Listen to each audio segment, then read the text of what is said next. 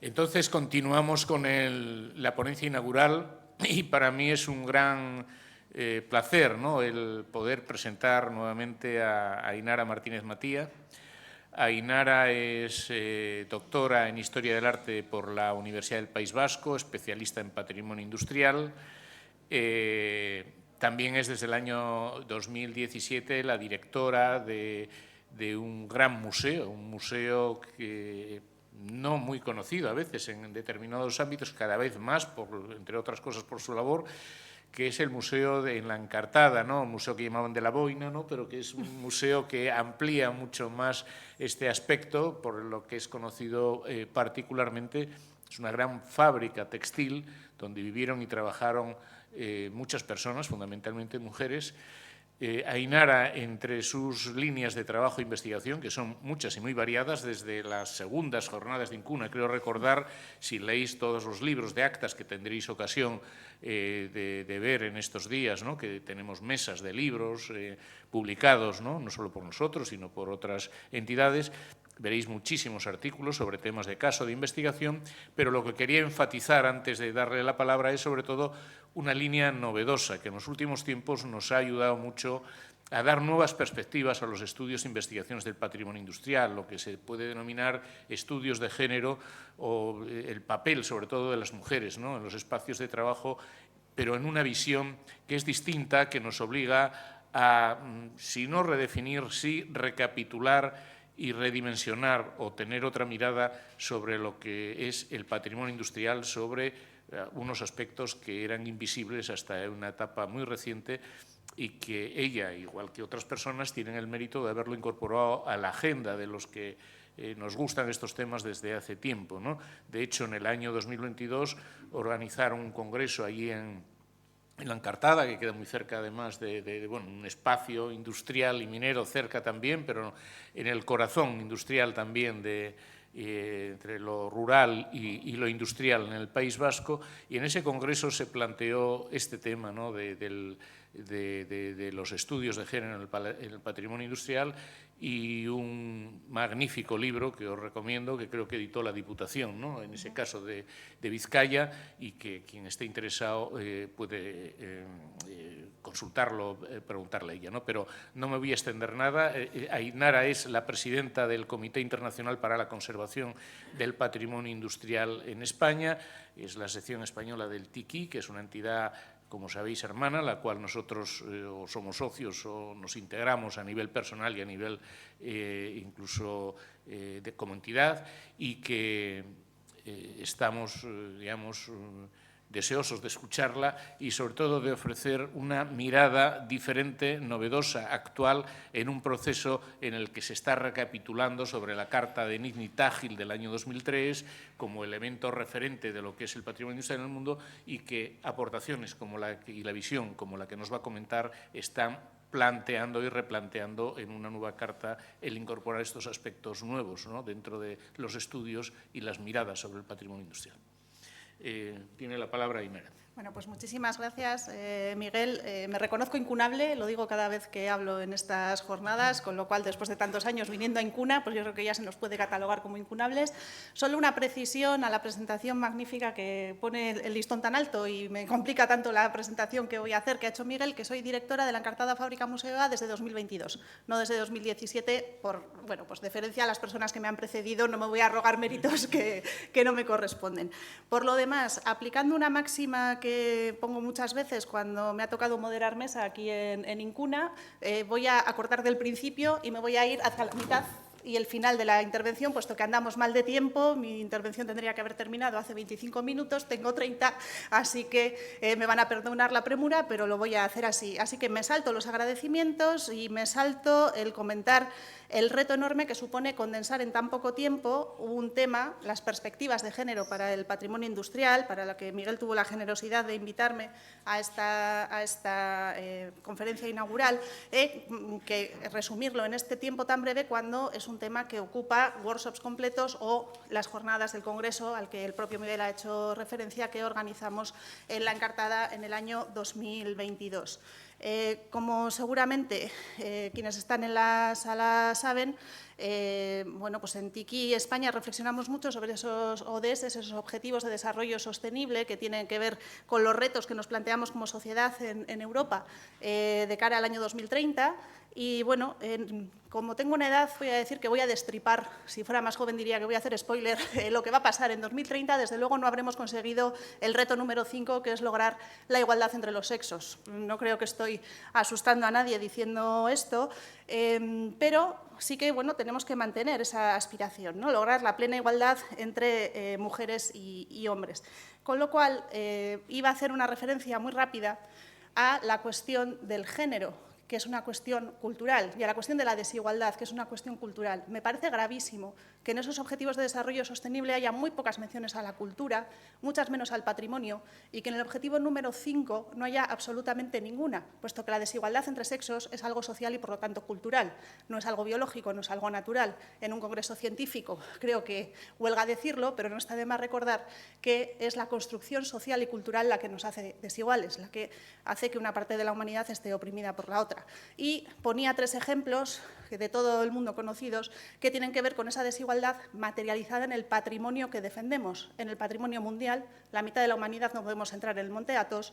En el patrimonio mundial, nuevamente, las tribus en Etiopía no pueden ser incorporadas en la lista UNESCO si practican la mutilación genital femenina, la ablación del clítoris, pero sí se azotan públicamente a las mujeres para mostrar la masculinidad de los hombres.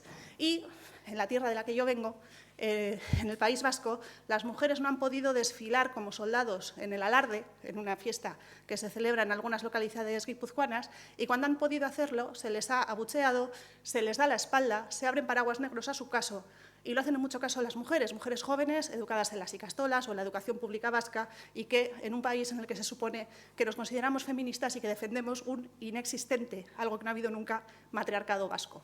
Así que, bueno, simplemente con esta velocidad quería dejar clara esa cuestión cultural que tiene que ver con la desigualdad entre los géneros. Y por avanzar un poco en este desvío que tomaba, creo que es científico aplicar una mirada en profundidad.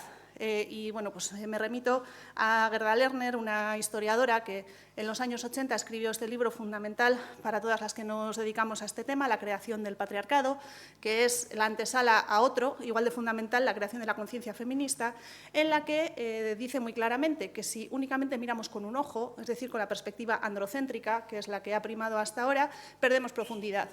Pero que la solución no está en cerrar ese ojo y abrir el contrario, porque seguiremos perdiendo profundidad, tendremos un campo de visión algo diferente, pero la imagen obtenida será igualmente clara. La clave está en mirar con ambos ojos y en comprender toda la complejidad y todos los matices de la imagen. Quienes trabajen en cuestiones de este tipo saben que una imagen tridimensional es mucho más compleja de manejar que una imagen plana, ¿no? Con lo cual es también científico avanzar en este sentido. Quería también bueno, pues, insistir en que muchas veces cuando hablamos de perspectiva de género, en este caso para el patrimonio industrial, pero en general para cualquier estudio, tenemos que hacer una precisión. Yo cada vez soy más autocrítica con el uso de esta expresión, de la perspectiva de género, con la que he titulado esta intervención. Quiero decir, el título lo he puesto yo misma, es una expresión que he utilizado mucho, que sigo utilizando, pero que creo que hay que utilizar con cautela. Primero, porque se está banalizando el término y en este momento perspectiva de género viene a querer decir, y perdónenme porque tengo que ir rápido, la ligereza con la que lo digo, cosas de chicas. Entonces, cualquier cosa que tenga que ver con las mujeres, tenga o no una visión crítica y una intención de avanzar en la igualdad, se denomina perspectiva de género. Y, por otra parte, porque creo que los estudios científicos siempre han tenido perspectiva de género masculino. Y se daba por supuesto, es lo que llamamos el androcentrismo. Y siento decir que esta presentación ha sido un claro ejemplo de ello. He estado muy atenta, mujeres en imágenes, creo que hemos visto unas campesinas subidas en un burro y la mujer simbólica que blandía la hoz, mujeres que se hayan mencionado en las intervenciones, quitando mujeres presentes en esta sala, como Natalia, como Carmen, cuyos trabajos son fundamentales y en las que tantas nos reconocemos. Se ha mencionado a la mujer anónima, a la que debemos que estén publicadas las obras del hombre al que se ha hablado antes de mí. Yo me coloco como sándwich entre la mención a dos prohombres, uno y otro, y en medio las cosas de chicas.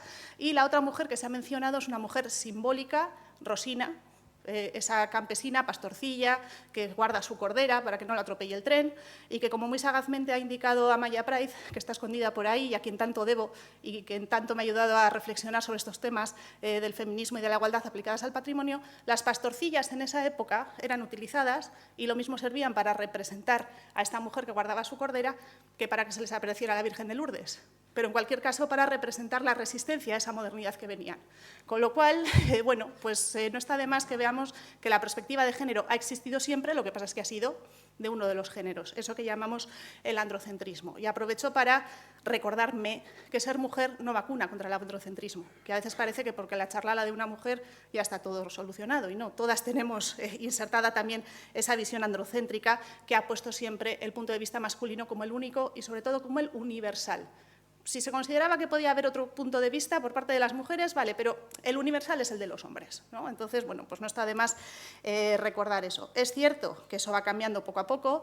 En estas mismas jornadas, pues aquí estoy yo diciendo estas cosas que creo que son tan obvias, pero que no está de más recordar. Va a haber, si he visto bien en el programa, va a haber intervenciones sobre mujeres, trabajo y esfera social, sobre fotografía y memoria del trabajo femenino. La conferencia de clausura la va a dar Marta Macho Stadler, a quien tanto admiro y que tanto está haciendo por visibilizar el papel de las mujeres en la ciencia, que es un ejemplo para todas nosotras, que además me pone muy alto el listón y que me obliga a estar a la altura.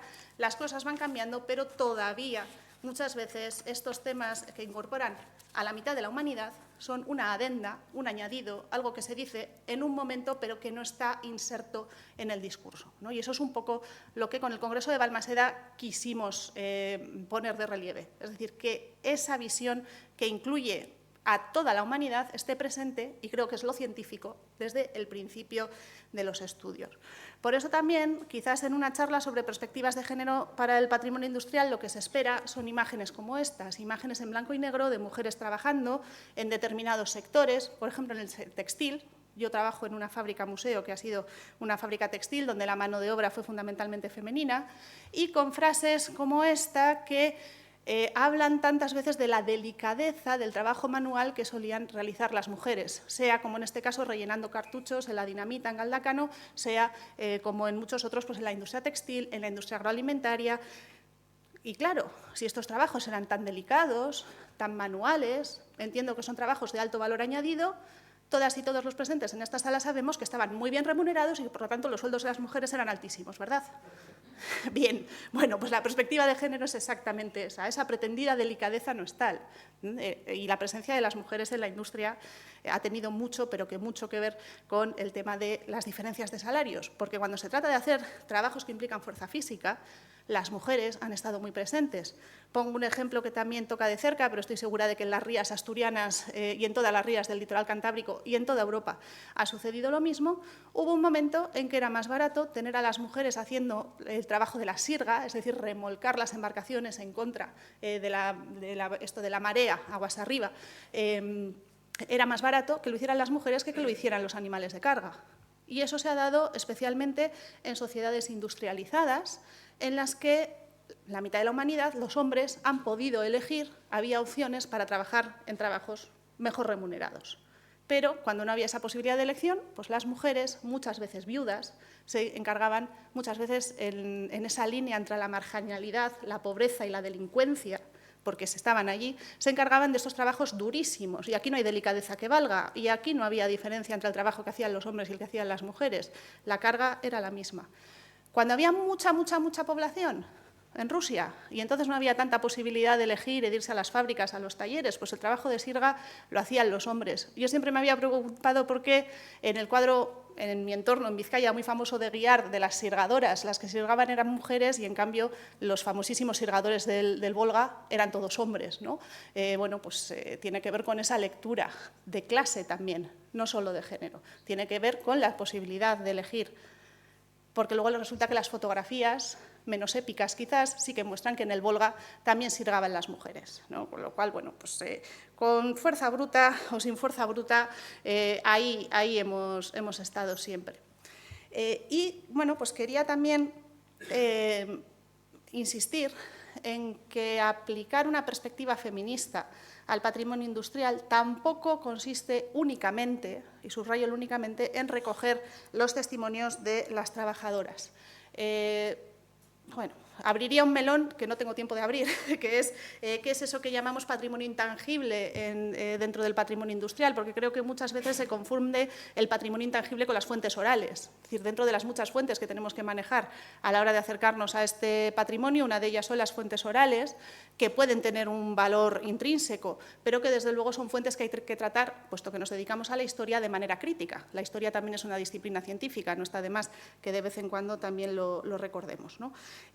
Entonces, muchas veces confundimos esa recogida de testimonios con, bueno, pues ya una lectura feminista, cuando no es así. Vendrá en la interpretación que hagamos después. Y, por cierto, se me ha mencionado, y yo lo agradezco mucho como una persona que plantea un tema novedoso, pero esto lleva haciéndose muchísimo tiempo. Ya hace, bueno, pues como ven, en el año 1993, hace más de 30 años, en unos documentales que se hicieron para la televisión pública vasca, para la ETV, se dedicaron a la industrialización y uno de ellos se tituló Trabajos de no andar por casa. De hecho, tomamos prestado este título para el Congreso de Balmaseda y ahí tres historiadoras, Maite Ibáñez Gómez, Marta Zabalayano y María José Torrecilla Gorbea, recogieron testimonios de mujeres trabajadoras de la industria vasca. Y no solo recogieron lo relativo a su trabajo, sino también a esas labores de mantenimiento que tantas veces asumimos las mujeres, que son fundamentales porque sin esas labores no hay industrialización, que valga. Alguien tiene que hacerle la cena a Adam Smith, citando una obra conocidísima, ¿no? Pues en aquellas entrevistas no solo se recogía lo relativo a su trabajo, sino lo relativo a su vida y a esas labores fundamentales que hacían. Y como digo, hace más de 30 años, con lo cual, bueno, pues no estamos tampoco aquí descubriendo el Mediterráneo.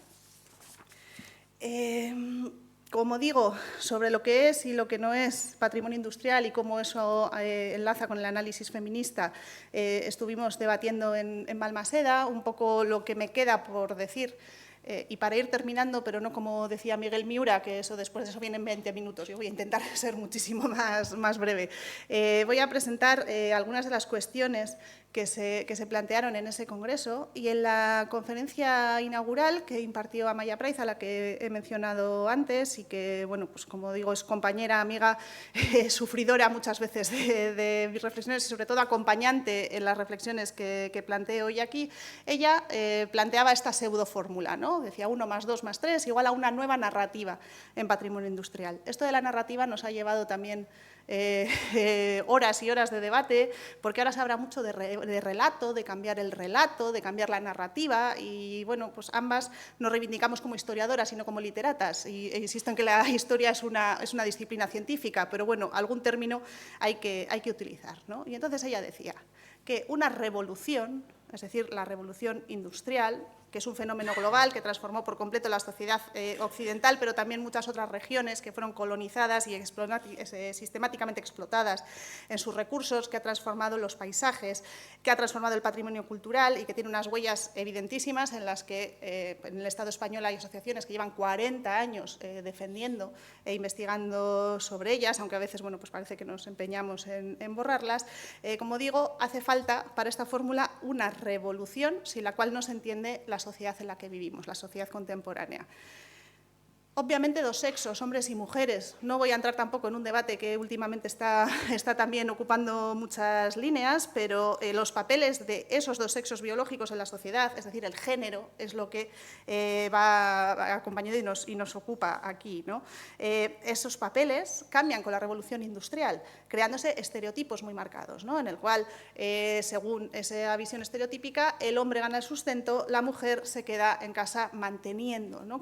Y si además es burguesa, como ese ángel del hogar, que se ocupa absolutamente de todo, ¿no? Se da estos estereotipos en toda la sociedad occidental. No caigamos tampoco en la tentación de echarle la culpa al franquismo. Es cierto que el fuero del trabajo vino a liberarnos a las mujeres de la esclavitud, del taller y de la fábrica en el año 38 y que será una ley orgánica del régimen, pero no hay más que ver las películas de Hollywood para ver que esto del ángel del hogar y de la mujer en casa no era algo exclusivo del Estado español. Y bueno, pues como tal estereotipo está muy alejado de la realidad. Por eso no se puede entender la revolución industrial si no se aplica esta variable, la variable del sexo, si no estaríamos viendo el cuadro incompleto. ¿Qué hacen los hombres? ¿Qué hacen las mujeres? ¿En qué papel y en todas las clases.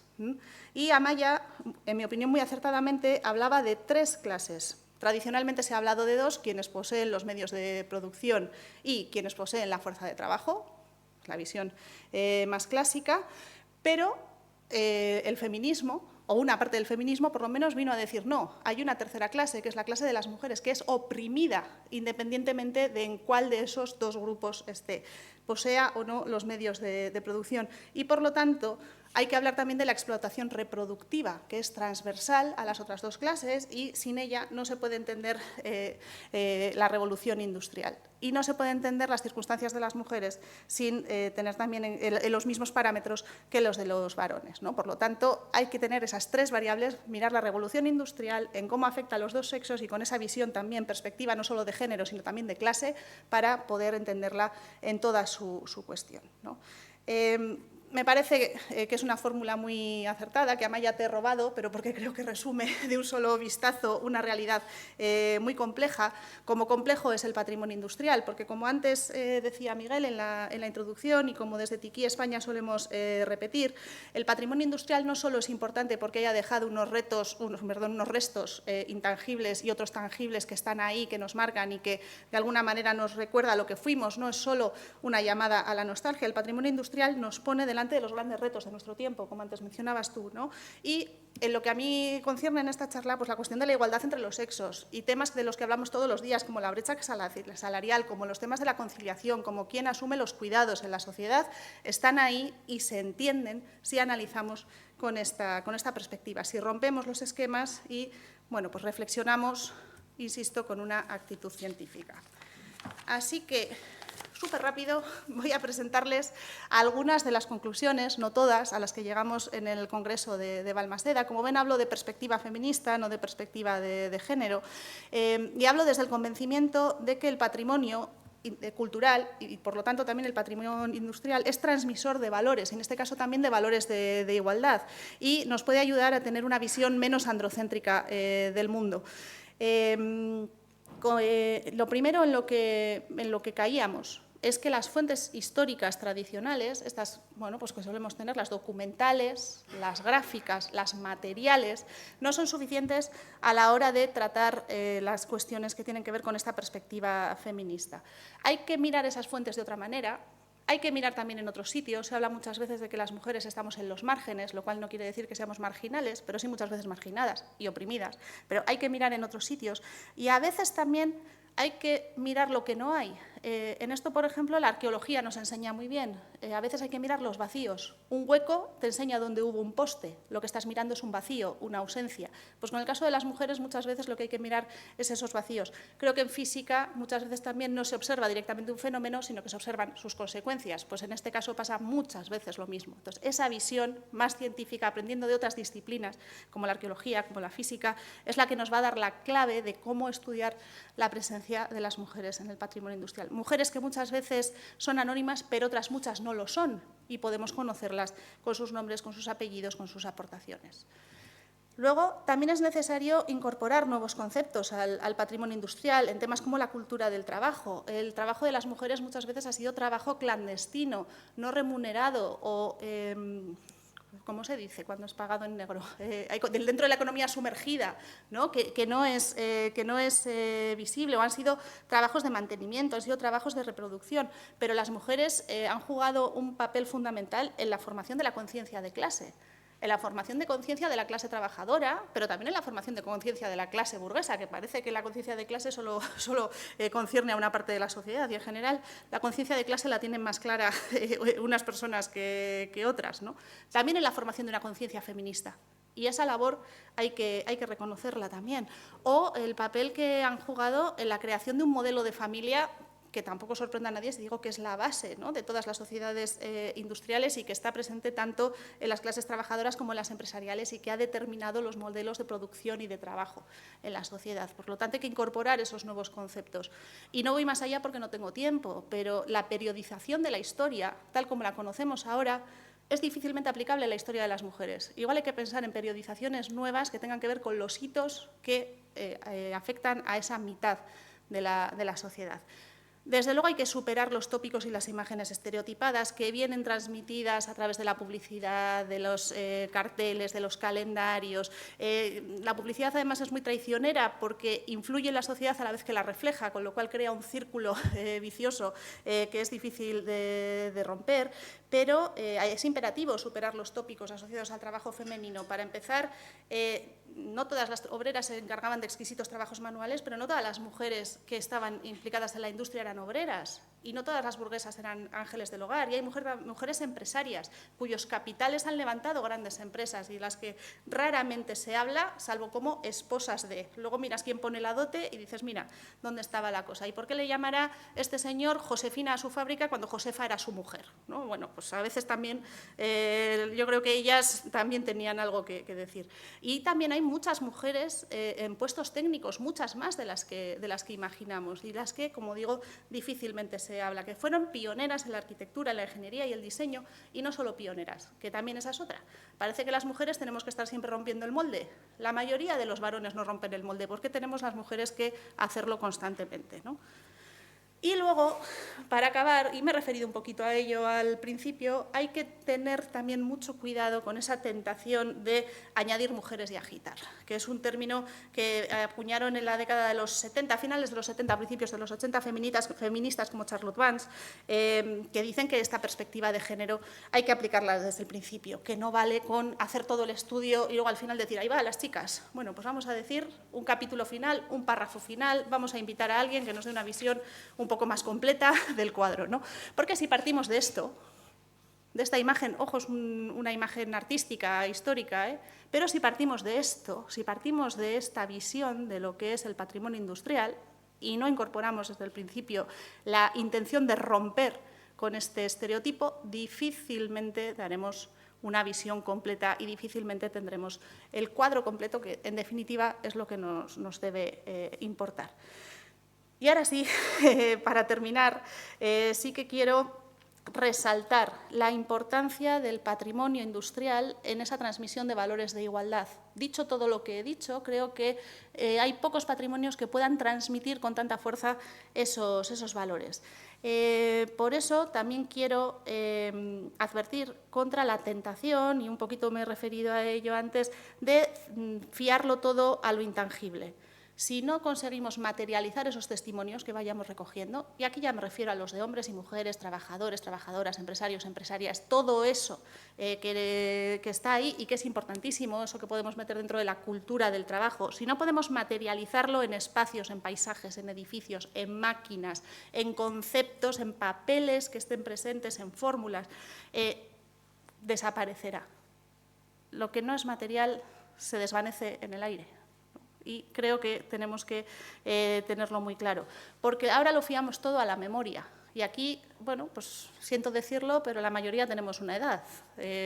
No, hay también gente joven, lo mío ya son 27 ediciones, 26 viniendo aquí, pero bueno, pues vamos teniendo una edad.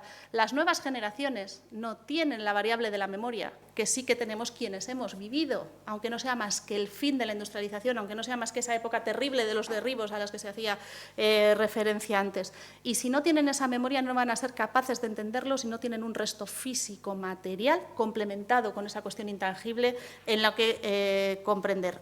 Y lo mismo va a pasar con las aportaciones de las mujeres. Si no somos capaces de materializarlas, vamos a perderlas. Y creo que no nos podemos perder las aportaciones de la mitad de la humanidad.